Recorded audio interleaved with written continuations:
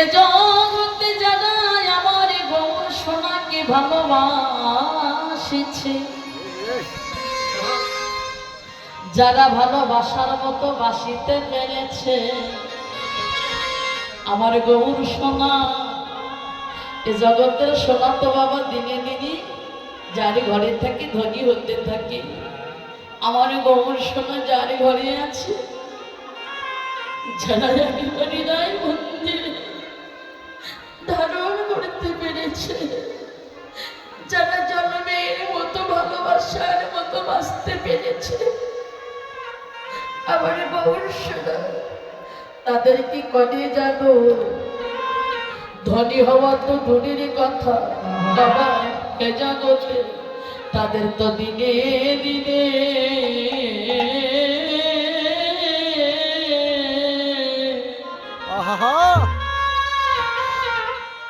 পথের কানা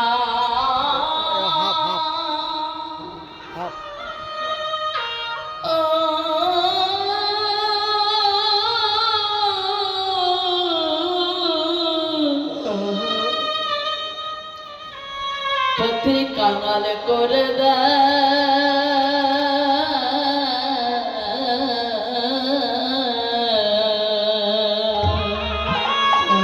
তো দিনে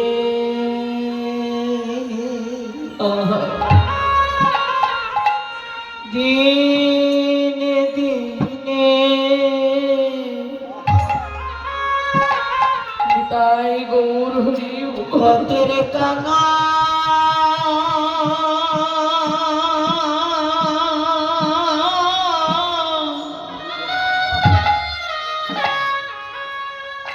কাঙাল করে দেয় রে।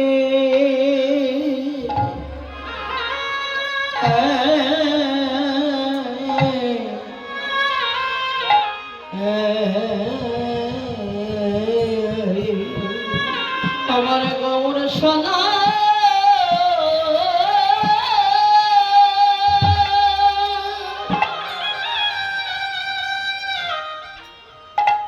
আমার গৌর সোনা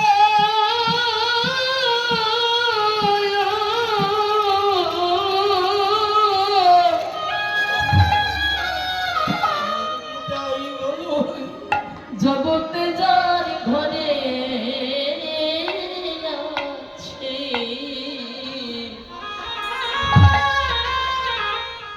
ও তার ঘরের বাহি করে ছড়ে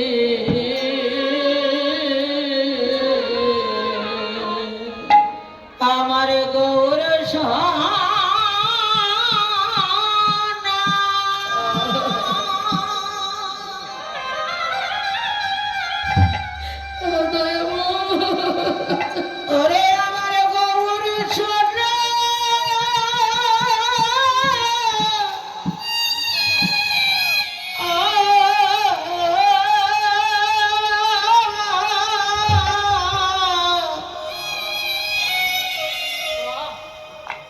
আমার গৌর সোনা যা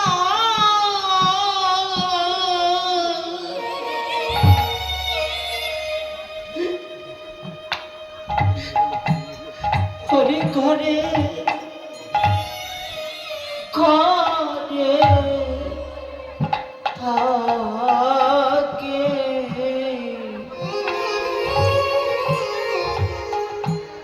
তার তো ঘরের কত ঘরে থাকতে নাই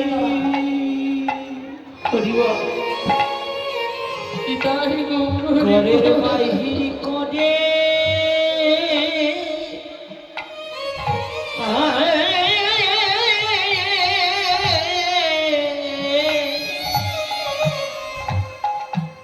করে দেয় রে আমার গৌর হরি। সদাই গৌর গৌর বলে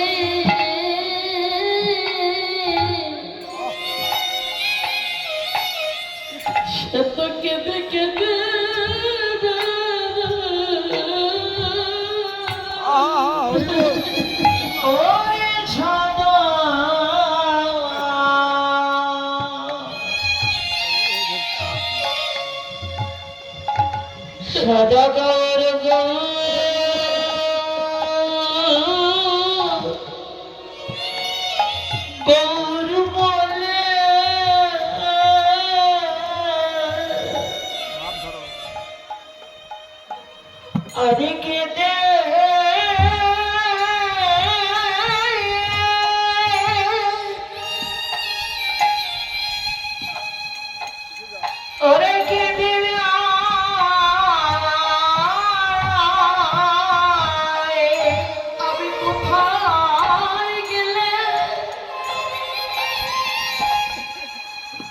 আমি কোন পথে গেলে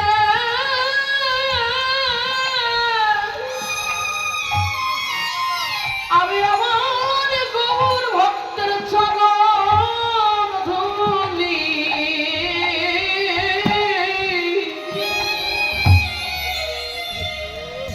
ভক্তের চরণ ধুলা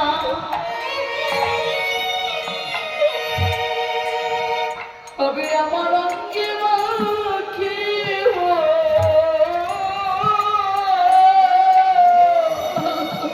ওরে কোথায় গেলে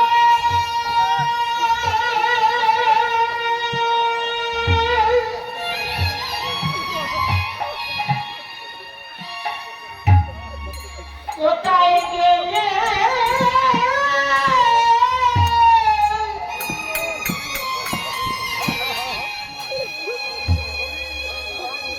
আমি আমার গৌর ভক্তের সঙ্গ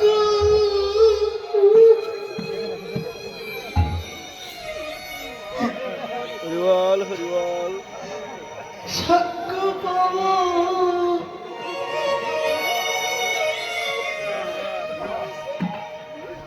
কোন পথে গেলে ভক্তের চরণের দোলা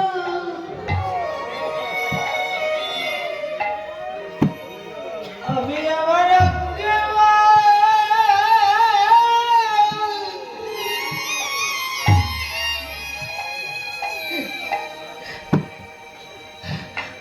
আমি আমার অঙ্গে মাখি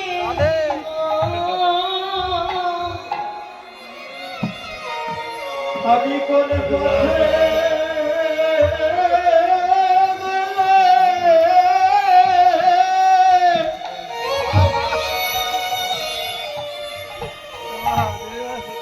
এই গৌর ভক্তে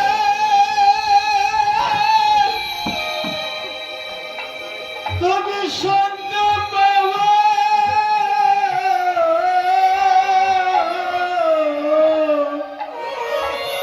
যেজন আমার গৌর ছদনে আমার গৌর চরণে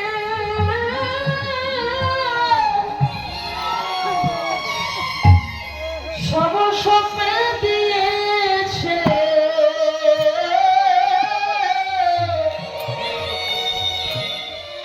আগো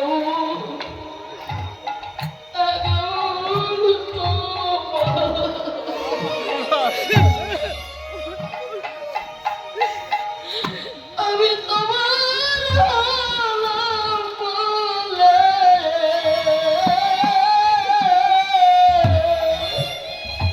ওরে যেন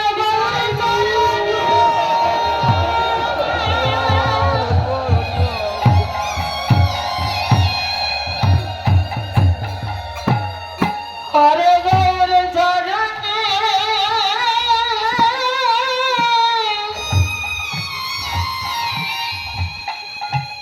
শরণ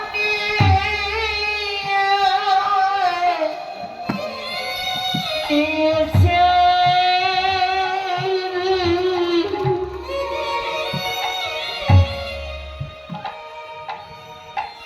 তাহলে কোথায় গেলে আমার গৌর ভক্তে জয়িতাই গৌর হরিবা আমি সঙ্গ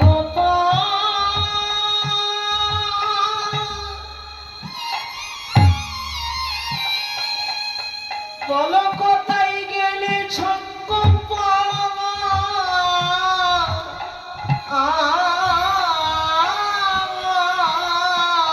আমার গৌর সোনা জগতে যার ঘরে আছে ও তার ঘরে পাহি করে ছাড়ে আমার গৌর সোনা যা ঘরে আছে তার ঘরের বাইরে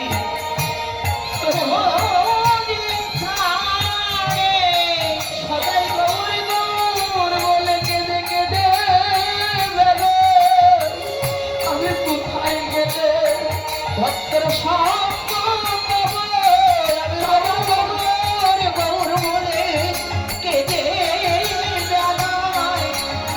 কোথায় গেলে ঘটে আমার গৌর শোনা যায় ওদের ঘরে আছে আগৌর বলে কেঁদে কেঁদে বেড়ায়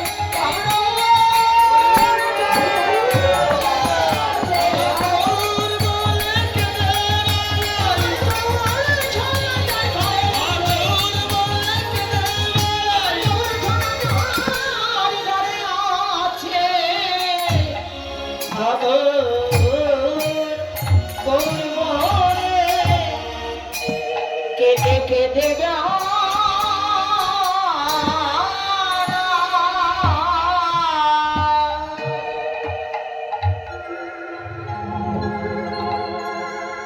গৌর সোনা যারা ভালোবেসেছে তাদের কখনো বা ঘরে মন বসে না গো। যারা গৌরকে ভালোবাসে তাদের দিনে দিনে পথে কামাল করে ছাড়ে মা, কোনো কিছুই ভালো লাগে না। আর গৌর অনুরাগ, এই গৌর অনুরাগের ব্যাধি এমন ব্যাধি যারা একবার হৃদয় মধ্যে ঢুকে পড়েছে, যারা ভালোবাসার মতো বাঁচতে পেরেছে, যেমন রঘুনাথ গোস্বামী, যারা প্রকৃত ভক্ত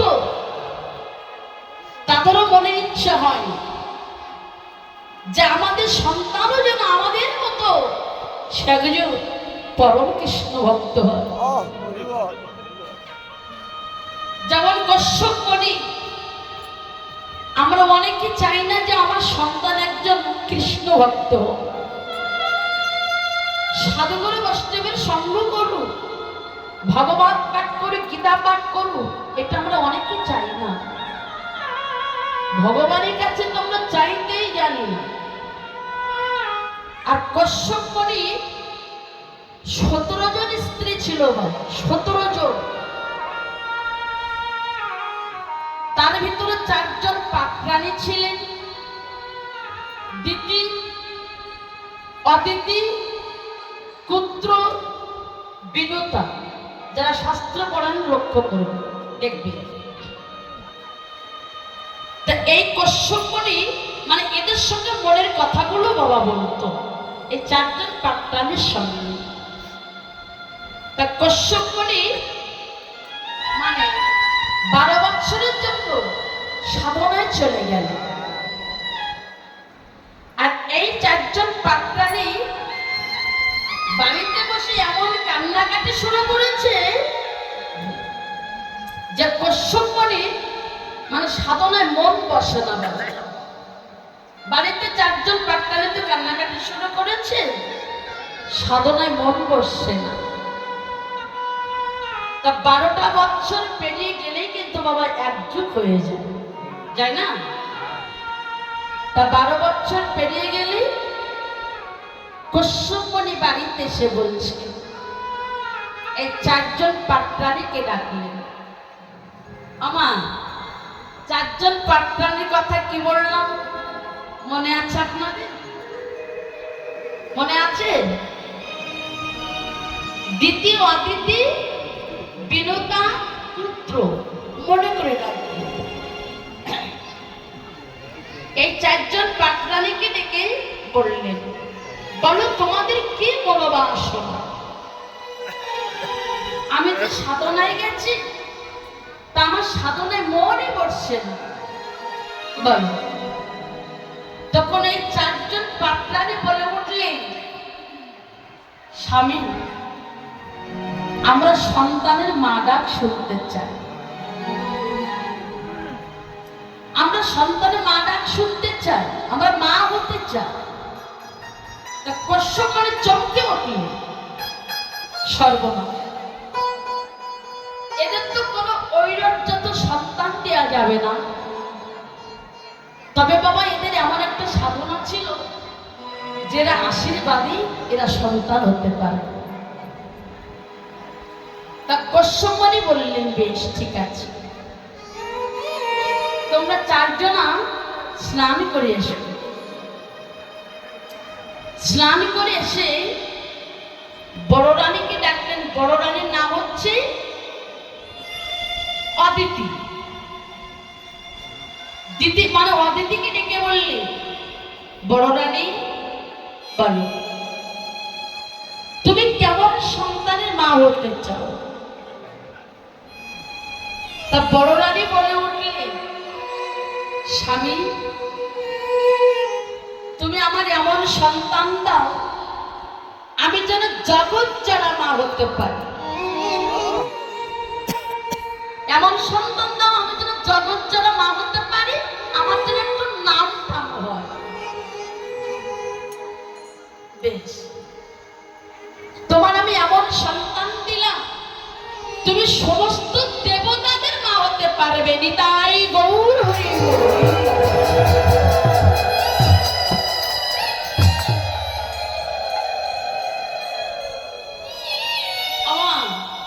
এবার ডাকলেন দিদি মানে মেজ রানী। মেজ রানীকে ডেকে বললেন, মেজ রানী এবার বলো তুমি কেমন সন্তানের মা হতে চাও? তা মেজ রানী বাবা সেটা রাগে কিরকির কিরকির করছে, মানে সর্বশরীরটা জ্বলছে রাগে। বলছে, স্বামী বড়দিদি তো সব থেকে ভালোটাই চেয়ে নি, আমার জন্য কি আর ভালো সন্তানই কিছু আছে? তা স্বামী তুমি আমার এমন সন্তান দাও ওই বড়দিদির সন্তানদের চাইতে আমার সন্তানরা যেন বেশি শক্তিশালী হয়। নিতাই গৌর হরি।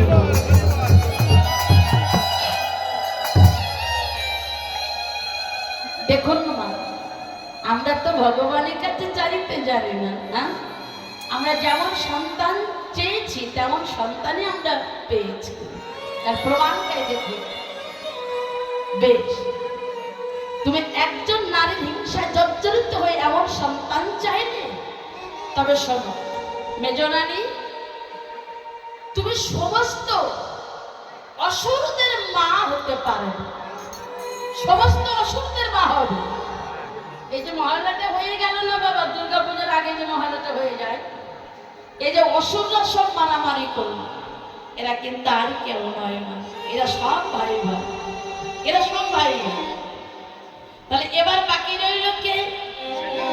সেজরানী। সেজরানীর নামটা হচ্ছে পুত্র। পুত্র বল তুমি কেমন সন্তান মা হতে চাও? তা পুত্র বাবা সে আরো রেগে গিরগির গিরগির করছে, হ্যাঁ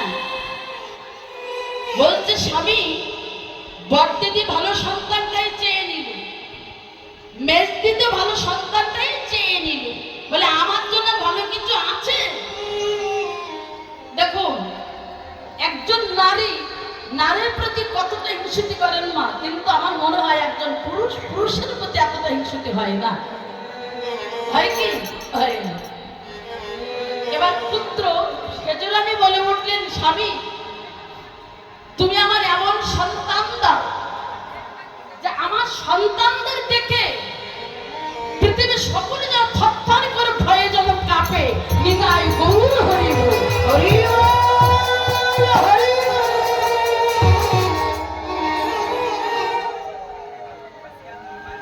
কশ্যপনে চমকে উঠল,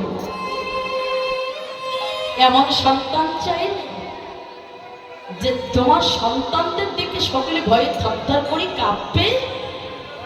বেশ, আমি তোমার এমন সন্তান দিলাম, পৃথিবীতে যত রকমের সাপ আছে, এই পৃথিবীতে যত রকমের সাপ আছে ওই সাপেদের মা হবে তুমি। নিতাই গৌরী।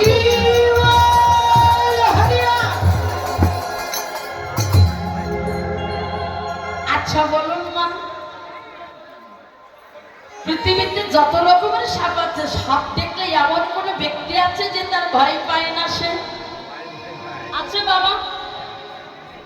আমার তো ভয় লাগে, আমি শুধু বলি মা গো তোমার ভক্তি করি, কিন্তু আমার সামনে দেখা দিও না, খুব ভয় করে। হ্যাঁ সত্যি বলছি, পৃথিবীতে যত রকমের সাপ আছে এমন কোন ব্যক্তি না যে সাপ দেখলে সে ভয় পায় না।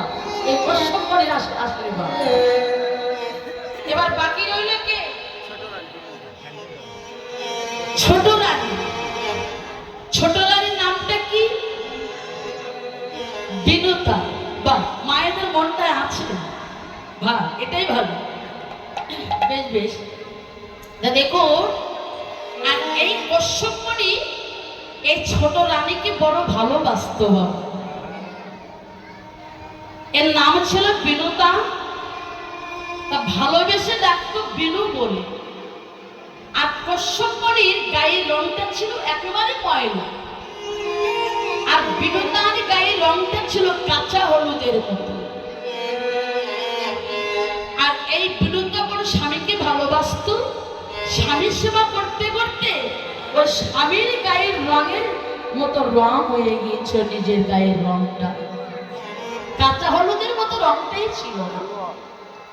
তা ভালোবেসে ডাকতো বিনু বলে, বিনুতা নয়, বিনু বলে।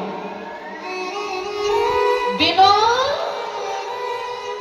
ও বিনু, এবারই বলো তুমি কেমন সন্তানের মা হতে চাও?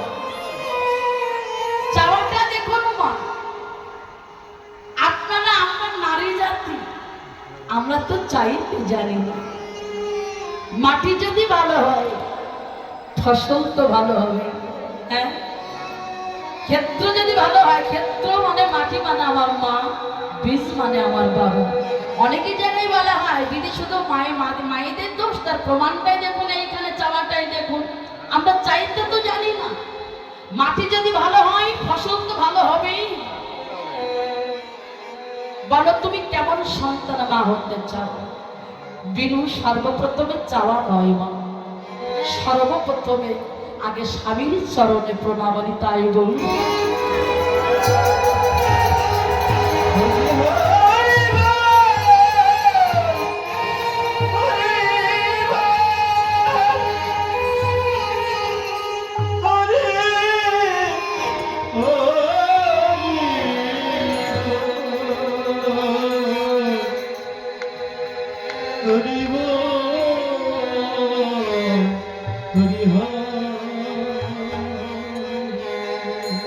প্রণাম করে বললেন, স্বামী আমি যেমন সন্তান চাইব, তুমি তেমন সন্তান আমায় দেবে। কশ্যপ মুনি বললেন, বিনু কেন দেব না? তোমার বড় দিদিকে দিলাম, মেজ দিদিকে দিলাম, শেষ দিদিকে দিলাম, আর তোমায় দেব না? বলো বলো বিনু, তুমি কেমন সন্তানের মা হতে চাও? বিনু কেঁদে কেঁদে বললেন, স্বামী গো, আমি তো বড় দিদির মতো সন্তান চাই না, মেজে দিদির মতো সন্তান চাই না। স্বামী গো, আমি সেজে দিদির মতো সন্তান চাই না। স্বামী গো, আমি বেশি সন্তান চাইব না, তুমি আমার একটা সন্তানে দিও, তোমার চরণে এই নিবেদন। আমি বেশি সন্তান চাই না তোমার কাছে, তুমি আমার একটা সন্তানে দিও স্বামী। সে যেন কৃষ্ণবালা পাপি হয় গো, সে যেন কৃষ্ণবালা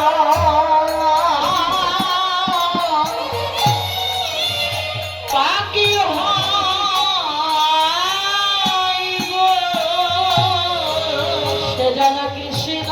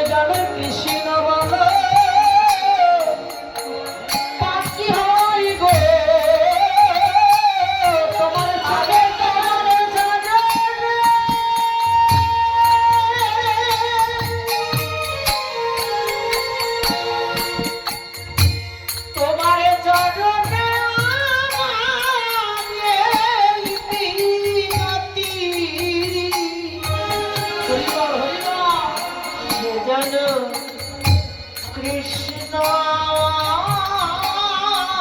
বলা আরে বাকি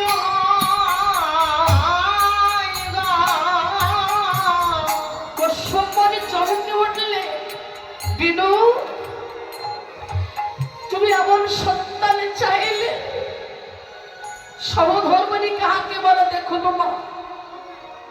কশ্যপমণি ছুটে গিয়ে বিনু তাকে বক্ষ বাজারে জড়াইয়ে ধরে ওগো ওগো বিনু তোমার মতো সহধর্মিনী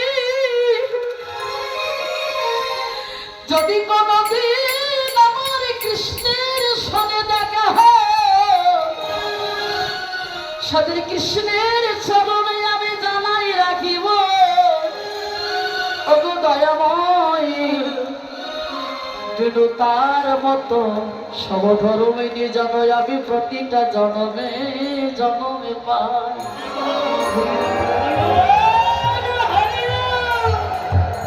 সহধর্মিনী ধর্মা সহধর্মিনী কাকে বলে মা? বউ স্ত্রী আপনারা আমরা সকলই হতে পারি, কিন্তু সহধর্মিনী কয়জন হতে পারে? সহধর্মিনী যারা স্বামীকে ধর্মের পথে সহযোগিতা করা তাদের তো সহধর্মিনী বলে। কশ্যপমণি বললেন বিনু যদি কোনদিন কৃষ্ণের সঙ্গে আমার দেখা হয় সেই দিন আমি কৃষ্ণের চরণে জানিয়ে রাখবো কৃষ্ণ ওই বিনু তার মতো সহধর্মিনী আমি যেন প্রতিটা জন্মে জন্মে অগবিন একটা সন্তান নয় তোমার আমি দুটো সন্তান দিলাম, তুমি দুটো সন্তানের মা হবে। একটা হচ্ছে গরুই পাখি আর একটা হচ্ছে অরুণ পাখি। অরুণ পাখি হচ্ছে সূর্যদেবের বাহু আর গরুই পাখি হচ্ছে বিষ্ণু নারায়ণের বাহু। তা বিনু সে শুধু কৃষ্ণ বলিবে না, সে আর কি বলিবে জানো? আর কি করবে জানো? আমার ভগবানকে কাঁধে নিয়ে চলে না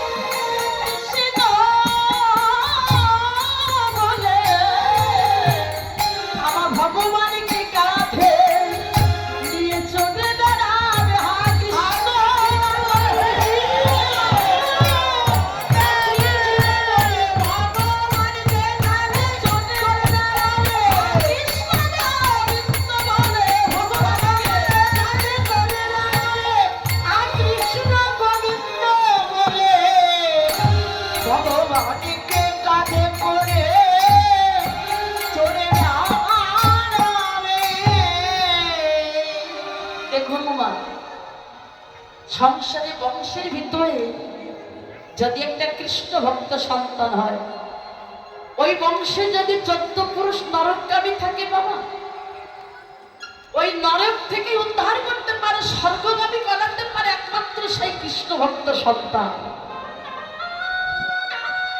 হ্যাঁ, তা যদি কোনো সন্তান একবারই কৃষ্ণ ভক্ত হয় যদি আমার ভগবানের চরণে তার মতিগতি হয় তাকে আরো সহযোগিতা করবে। এটাই গৌর হরিবল।